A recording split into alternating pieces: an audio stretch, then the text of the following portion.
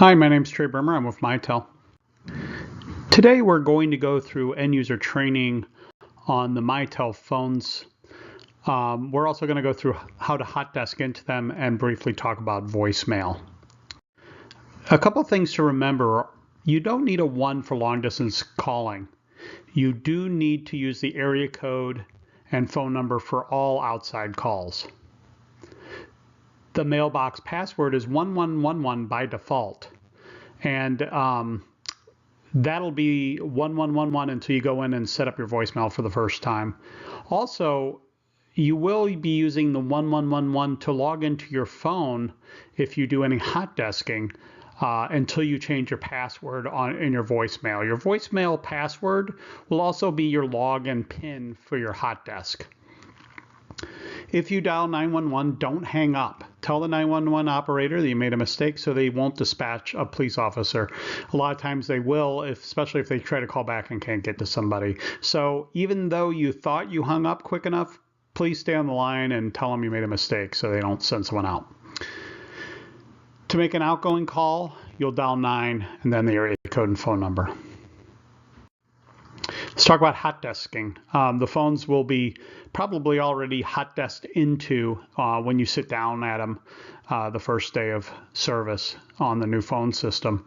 But you should know, if you ever want to, what hot desk does for you is it allows you to log into any phone in the company using your extension number and a PIN. The PIN's going to be the same as your mailbox passcode.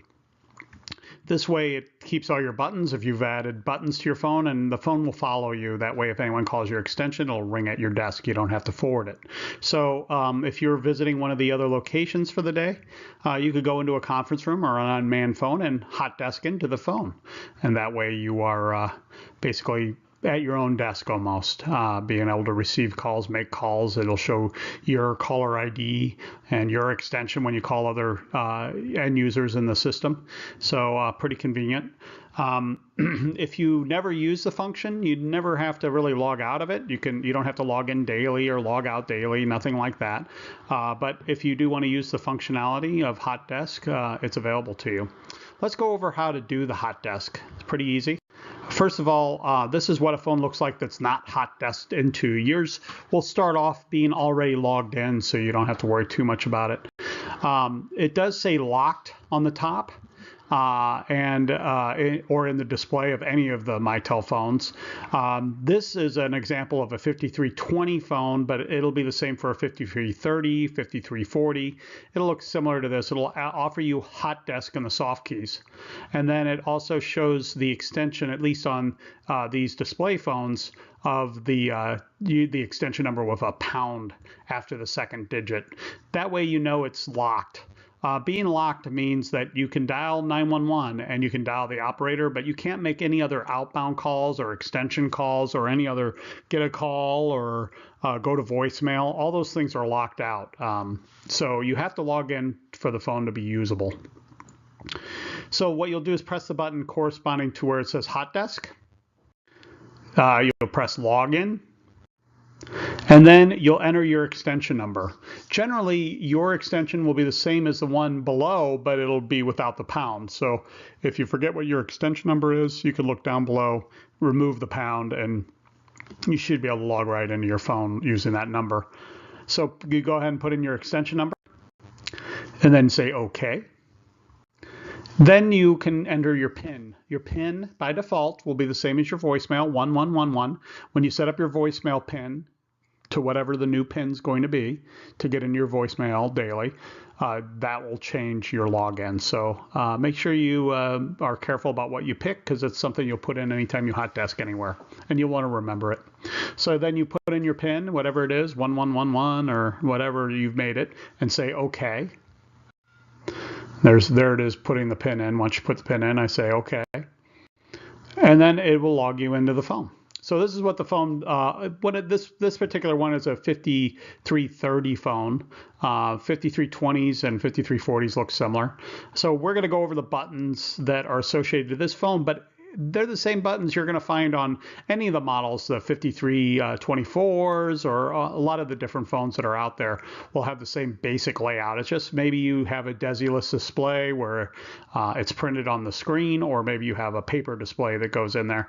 But the buttons will be there. They may not be exactly in the same place, but this is, for those of you who have used the phones for a while, this will just be kind of a refresher. Maybe it's some features you didn't know about, so we'll quickly go through it.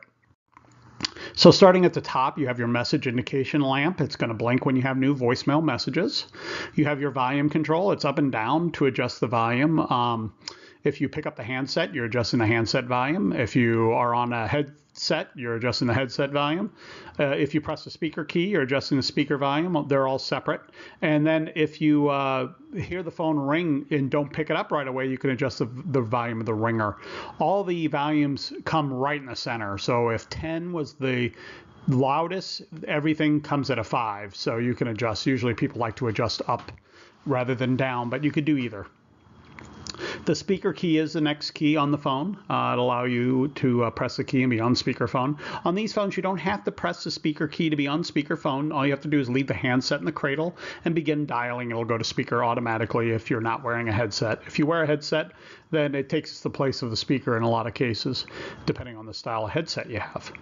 But when you start dialing, as soon as you're done dialing, you can then pick up the handset and immediately it goes to your handset. You don't have to press the button again.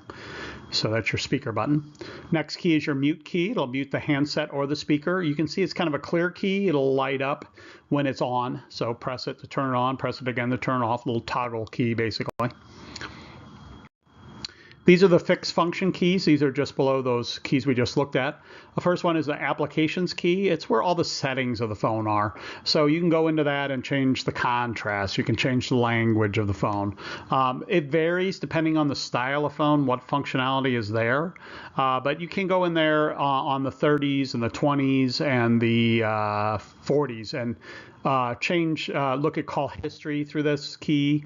You'll be able to forward the phone, so you can forward the phone to either an extension number or an outside destination through that key. So there's some functionality there. We'll take a peek at that in a little bit. The cancel key allows you to cancel when you're doing a transfer or a conference. And I'll show you what that means when we get to transfer and conference. But it's a nice function to have, especially if you do a lot of conference calling. If you're wearing a headset, you'll also use this key to release. You'll also notice a release on the 30s, 20s, and 40s come up in the soft area. I'll show you where that is. The 1, 2, 3 and the arrow key is a redial key. On all these phones, that'll display when the phone is idle a redial location, the last number that you dialed, either internal or outside. When you press the redial, it's going to dial that number. So I'll show you where that is. The red key is your hold key. It'll place the call on hold. It'll flicker the line that's on hold, and then you'll just hit the flickering key to recover the call. The next key is your transfer/conference key. So transfer conference is a dual key. It does two functions. So the first one is transfer. If I want to transfer a call, I'll press the transfer key. I'll dial your extension. And either I stay on the line to announce it to you, or I can hang up right away. But the completing a transfer is just hanging up the call. So if you wait on the line, you can privately announce it. If you do not, you just want to send it along, I would hit transfer, dial the extension, hang up the phone, it goes. You could transfer to an outside number by hitting transfer and dialing 9 area code and phone number. Then you can stay on the phone and announce it just the same and hang up and send it. Or you can do an extension number or a group. So if you're sending it to a group of phones and it has a group number for that group, you can transfer to the group and then hang up right away, and it will send it to the first available member of that group. The next key, the other part of that key, is the conference. Now you can conference up to 8 people and yourself, 8 people including yourself on a conference call. So it has a pretty good ability there. So the way that works is just like a transfer. The only difference is I'm not going to hang up. I'm going to go ahead and press the conference key again. So say me and you are talking on the phone and I want to add someone else in. Then I would hit the transfer conference key. I'll dial the extension number or the outside number of the person I want to add in. I can have a private conversation, just like when I'm doing a transfer. I can say, hey, can you hop onto this conference? We can have communication back and forth. I can bring you up to speed on what's going on. And then if you say sure, I can then hit the conference key again, and we're all connected together, 3 people together. Let's just say I'm talking to somebody and I wanted to add you in, and I call you and I say, hey, can you hop on this conference call? And you said no. Well, the problem is now if I hit the key again, I've still included you into the call, or I'm going to dead air, or I'm going to a busy signal or a voicemail message. I don't want that if it's somebody who I can't get in touch with or can't be on the call. So if I look right above to that cancel key and I press cancel, it'll take me back to the caller. So it takes me one step back when I'm trying to connect a conference. That way I don't lose track of who's on the call. I can go back, say, oh, hold on, everybody, I need to add someone else, and I could go find someone else to be on the call. So it's a way you can cancel out of any part of that transfer. You can see it could work for our conference. You can see it can work for a transfer as well. If I go to transfer a call to you and I say, hey, can you take this call? And you said, no, can you tell them, call me back? Then I could hit the cancel key. It takes me back to the caller automatically. I can say, hey, I'm sorry, they're not available. So it gives me a chance to take a step back. But you can have up to 8 people on the conference. All you have to do is, instead of hanging up when you're doing it, is just press the button again. So if I have 3 people on now, I called you and now we added on somebody. If I want to add someone else, I just say, hold on, I'll press the key again. I'll get dial tone. I can dial another outside number or extension number, press the key again, bloop, we're all connected. Now it'll keep track of how many people are in the conference on a small display. I'll show you that in a second. A very dynamic little display. It'll tell you caller IDs coming in, your redial location, how many people are in conference. So it gives you a lot of info, but we'll come back to that in a second. But that's your conference and your transfer. Now we've added a transfer key to the main display, because I guess you guys had that before. So you still have that function. It works the same as this key. It's just an extra key. The messages key is your access into voicemail. But one thing before we get too far away from the transfer, you can transfer using this key straight to voicemail. So if I know you're in a meeting or unavailable, I could go ahead and, rather than hit the transfer key while I'm on a call with somebody, I can hit the messages key, dial your extension, hang up the phone. It sends it straight to your voicemail box, and it won't ring your phone. So if I know you're in a meeting or you're on vacation, I don't want this client to hear a bunch of ringing, I could forward you straight to voicemail. So that's kind of a nice function. The other thing this key will do for you is allow you access into your own voicemail. Now, it'll blink with that light we saw earlier when you have new messages, but it doesn't have to be blinking for you to access your voicemail. All best practice on this is to achieve dial tone by either picking up your handset or hitting the speaker key first, and then hitting the messages key. It'll ask for your passcode, which initially is 1111. And then afterwards, after you're in the first time, it'll be whatever your new passcode is, and you're in. You will have the ability to listen to new messages, listen to saved messages. You can create messages, or you can go into all your personal options like changing your greeting, changing your passcode, that kind of thing. So that's what that key does. It's you can see it's a clear plastic, much like the mute is, so it's going to blink to let you know there's messages there. Nice indications to let you know what's going on. So there's that key. If for some reason I was at someone else's phone and I wanted to listen to my voicemail, say I'm in a conference room or something, I could use the same key. I'd pick up the handset, press that, but it'll ask for the mailbox that's associated to that phone. So as soon as I hear it say, please, extension whatever, please enter your passcode, I could hit star, and then it'll ask for my mailbox. I could put in my mailbox number and then my passcode and get into my own voicemail box. So there'll be instruction on that, but that's a way you can access your own voicemail from other people's phones as well.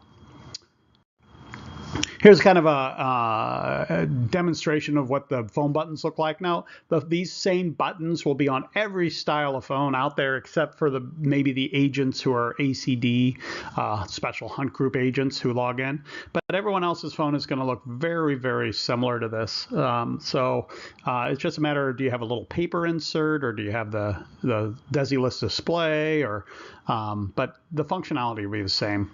So over to the right are all the buttons we just described. So let's start at the top of the display area, go right down the center. So this will apply for all people who are using a 5330, 5320, or a 5340 phone. The difference between those phones there are some little functionality differences, like extra tools available, but most of it has to do with how many buttons it has. So there may be another row of buttons over here if you have a 40, or there may be less pages if you have a 20, but it's basically going to be the same layout. So let's take a peek at this. First of all, you got your time and date. It's displayed up top, and then there's a hard line. Between the hard line and the dotted line is that dynamic area I talked about earlier. Right now, while the phone is idle, it's showing me the redial location. You know, it's a phone number, but it could have been an extension number up there or whatever. The redial, the last thing I dialed successfully out of the system will display up there. If you ever hit 9 and start to dial and made a mistake and hang up, it's pretty neat. It doesn't put that number up there. It just gives you still the last number you dialed. So it recognizes that you've made a connection, which is kind of nice. Also in that display area, that's where it's going to show you your caller ID identification. So anytime the phone rings, that's where you want to look to see the caller ID. You're going to want to see if you know who's calling, or if it's someone internal calling, it'll show their name, first name and last initial, and it'll show you their extension number. Also, that's the area where I was talking about the conference. When you're doing a conference call, it's going to say 3-person conference, 4-person conference, 5-person conference. So it'll keep tallies on how many people you've added into the conference. So that's kind of neat. So that's your dynamic area. It's going to tell you a lot of information as you go along. The dotted line and before the hard line, that's a dynamic area as well, but it has buttons associated to it. You'll notice up above, no buttons are associated. It's information only. It tells you just, you know, who you're redialing, who the caller ID coming in. Below that are kind of functional keys that'll change depending on the conditions that are going on. First thing that you see is the phone book. It's there when the phone is idle, so you can access the phone book to call somebody. It's by last name. You'll press the button associated to the phone book, and then you use the keys, dial pad keys, to spell out at least one letter, if not multiple letters of the last name. The closer you get, obviously, more letters you put in, closer you're going to get to the person. But you have the ability to then look up and scroll through and find the matches and call those people from that soft display. So it's kind of dynamic and changes. And it gives you other functionalities as you roll through. You'll notice some repeats of some of the buttons we talked about earlier, like transfers and conference, depending on the style of phone you have. You know, that's one of the things that limit as you go down to like a 5320, it's not going to have as much soft key functionality as maybe a 5340, which will give you transfers and conference buttons that are soft up there, some mimicking some of the more cryptic buttons that you see over to the right hand side. So below that area, that hard line, and before the next dotted line at the bottom, those are all buttons we designed. This will be the same all throughout the system. So, and they work the same way. The first one we gave you is a logout button. It's going to give you the ability to log out of that hot desking. So if there's ever a day you wanted to log out or log in somewhere, you can do so through the hot desk logout button. When you press the button, it'll ask you if you want to log that person out and log in. And you can go ahead and follow the steps and log yourself into the phone. So it's a nice way to do it. There's a blank key next, which is available for you to program to be whatever you want. So you have one on the first page. If you're dealing with a 5330 or a 5340, you'll have 2 additional pages of buttons available for you to program. On the 30s, that gives you 16 additional keys. Besides the first page, 16 in that one blank one, that's 17. So that's kind of nice, 17 more pages. If you're dealing with a 40, it's 16 buttons per page because they're on either side. They're all below that hard line just above the log out button. Those are all keys that are available to rework or program or whatever. And you'll have multiple pages. If you're dealing with a 5320, you have 2 pages. The first one we've used most of, but you'll have a blank secondary page with this phone system that you can program, you know, people that you dial often, you know, extensions or outside numbers. Below that, the blank key, you have your D&D key. It's do not disturb. When it's lit, you're in do not disturb. When it's not lit, you're not. So it's a toggle, just like the mute was. Press it, turn on, press it again, turn off. The advantage it gives you, if you put yourself in do not disturb, calls that come to you will go straight to voicemail without ringing your phone. You could still use the phone for outbound calls, but no inbound calls will come to you. They just go straight to your voicemail. So it's kind of nice for clients when you're on vacation or you're out of the office. If you're in do not disturb, They don't have to listen to a bunch of rings. And if you're someone who has a direct dial number to your phone and you want to check your voicemail, you could call yourself. If you're in Do Not Disturb, you go straight to voicemail. Much easier to check your voicemail. You have your direct page. It's probably similar to how your direct page works now. You'll press the direct page button and the extension number you want to page. And basically you are paging to them. So pretty easy to use. We have a headset button. That's an on-off switch. If you have a headset that's wired or doesn't have a lifter kit, some way for the handset to go up, depending on the style, you may have to go use your headset button. If for some reason you don't wear a headset or the headset you use doesn't require a headset to be on, you can repurpose that key to be a speed dial of some sort, an outside number, an internal extension. But if you have a headset, you'll need that button if it's wired or certain kinds. So what I would encourage you to do is if you have a headset, leave it out on your desk the day of the cutover so we can find it and try to get it working for you. Okay. The transfer key is a mimic of the one we looked at earlier, that arrow with the 3 people or the little girl pigtails button that we saw earlier for the transfer/conference.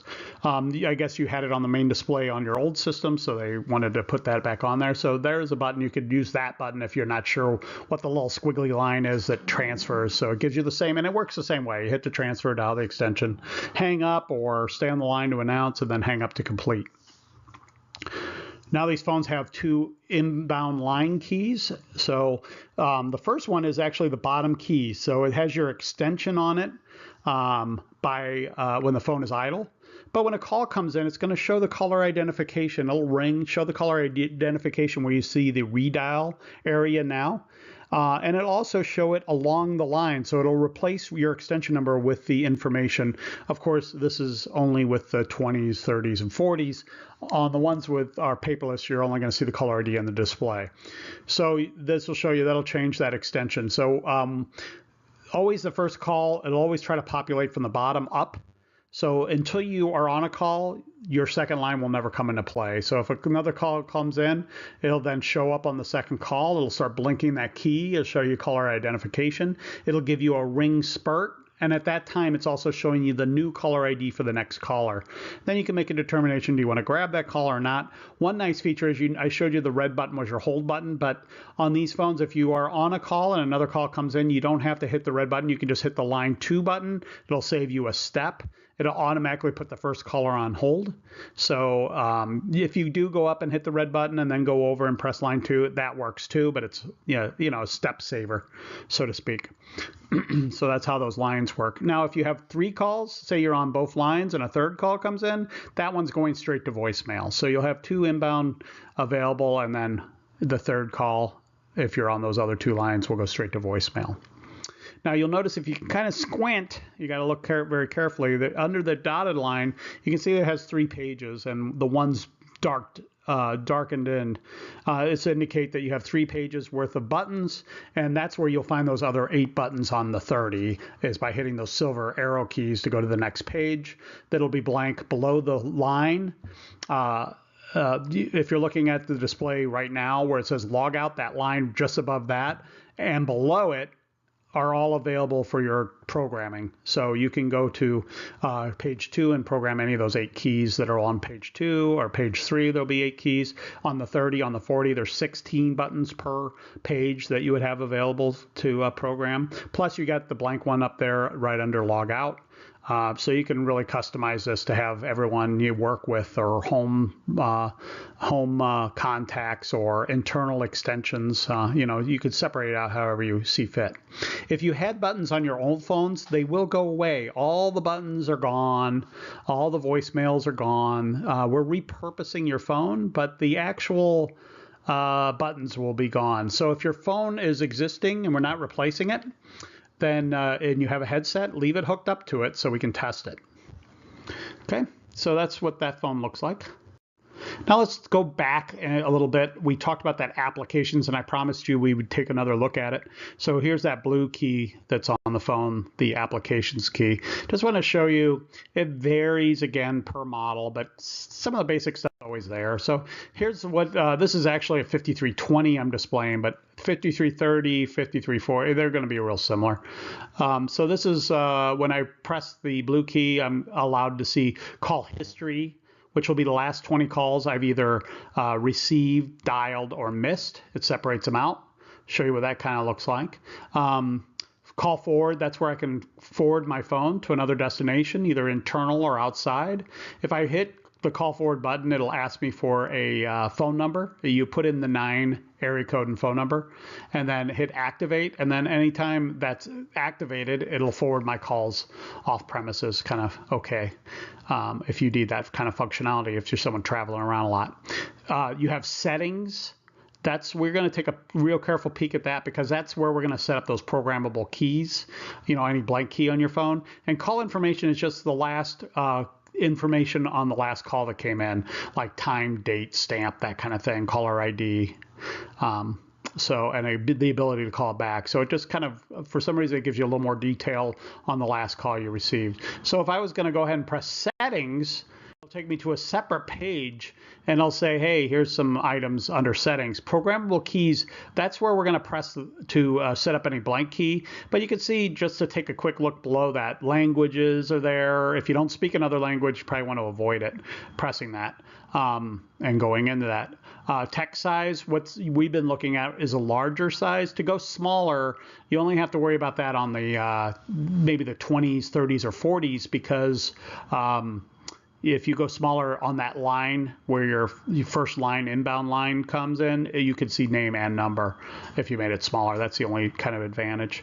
Call notification, you're not going to worry about that. Brightness and contrast, it's how bright the display is, how dark the lines are. You don't have to really worry about that. Screensaver kind of makes the phone look like it's dead. It's for like lobbies and stuff. It's just supposed to bounce around a logo, but it's not effective for office use. And then the rest of the settings where you see audio feedback and all that, that has to do with teleworker. If you were a teleworker and your phone had quality issues, you could do some adjustments on the phone. So the one we're going to concentrate on is programmable keys. So when you press that, it's going to say, hey, up top it says select the key to program or edit. So you can look at any blank key that's on any page. You can use the silver arrow keys to go to the other pages. You can see down below it says ****1. If you hit the silver arrow key, it'll say 2 and then 3, and you can see the blank keys here. So anything blank is available for you to program. You just press the button next to the blank space. When you do that, it's going to say, okay, what do we want to make this? What do we want to make this button? So your choices are, you can make it a speed call or you can make it a feature. So you can see up top it says speed call, private speed call. Those are the setting up buttons for extensions or outside numbers. Below that are all just features that are available. And if you look down at the very bottom, it says features 1 of 6. So if you use the silver arrow key, you can look at all the features. So say you wanted to have a mute key right dead center on your phone in that blank area. You could find somewhere one of those features that say mute, or there's phone book. You can see phone books. You already have that key, but say you want another phone book one, you could pick one of those functionalities and put it on there. Or let's just say you got rid of the headset button and you decided you needed it back because you just got a brand new headset. You can find headset in there. So there's all sorts of stuff you can do. For our sake, we're going to do a speed call. The only difference between a speed call and a private speed call is a private speed call won't display the phone number. So if I want to have my home number as a button on my phone, I can make it a private one and people can't in the office walk past my phone and see my home phone number or my cell phone number or whatever. So it's your decision. They set up the same way, speed call or private speed call. So I pick speed call, and then once I pick call, it'll ask me to go through a function where I label it and number it. So the first thing I'm going to do is hit edit information. But you can see that if it was an existing key, like say I have a headset key on my phone, but I don't have a headset, I could clear that key and then I could repurpose it, rename it, relabel it. So I could clear keys too. Or if I set up a button for home and then my home number changes, I can go in and clear the key and, redo it. Or I could edit the information and change the number. So the first thing is going to be is edit. So I'm going to edit the information. That's going to send me to a place where I'm going to label it. So here's the label. It'll bring the little cursor up here. This also provides you on the 20s, 30s, and 40s a little labeling system, so you don't have to use the keypad. It's a little quicker. All you do is press the corresponding button to the letter string. So if I wanted to spell mom, I would go over here to this line right in front of where the I is, and I'll just continuously but slowly press that, and I'll see a little cursor move across until I get to the M. Then I pause on the M and it puts the M up top. Then if I want the O, I just start again and press the button slowly but continuously until I hit the O. Pause, it'll bring it up. If I mess up, you can see there's a backspace button, so I can clear out that button if I want. If I had a first and last name I wanted to put on there, you'll notice right in front of the A is a space. So I could just hit it once and it will highlight in front of the A, it'll provide the space. Now these are all lowercase letters.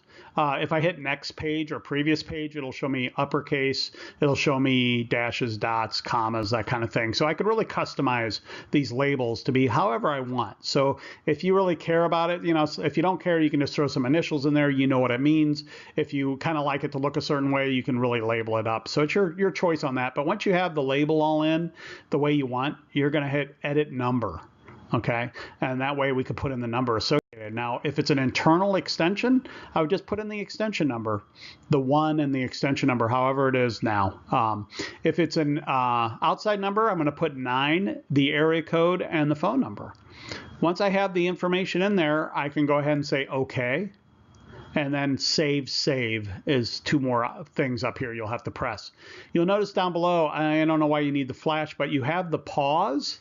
If for some reason you had a conference bridge that you were calling into and you put in a number and then you put in a passcode, you could put a couple pauses in there and then put in the passcode so it has time to connect. So if I was putting in an account number or dialing some, say, service for Mitel, you have to call into a number and then press 3 and then 2 to get to the right person. You could put a pause in there and put a 3 and then put another pause and put a 1. That way it has time to hit those menus.